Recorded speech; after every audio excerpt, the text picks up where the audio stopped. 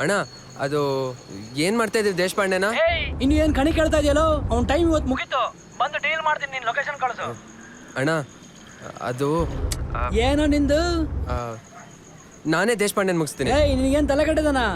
ಅದೆಲ್ಲ ನಿನಗಾಗಲ್ಲ, ನೀನು ಮೊದಲು ಲೊಕೇಶನ್ ಕಳಿಸು, ನಾವು ಬರ್ತಾ ಇದೀವಿ ಅಲ್ಲಿಗೆ.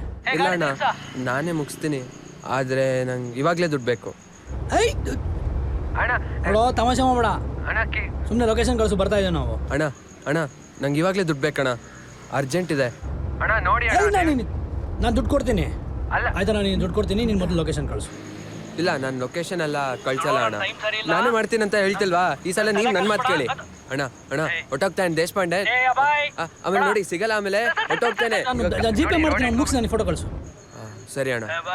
ನಾನು ಹೇಳ್ತಾ ಇದ್ದೀನಿ, ಈ ಕೆಲಸನೇನಾದರೂ ನೀನು ಅರ್ಧಂಬರ್ಧ ಮಾಡಿದೆ ಅಂದರೆ ಮಗನೇ ಮೊದಲು ಬಂದು ನಾನು ನಿನ್ನನ್ನು ಮುಗಿಸ್ತೀನಿ.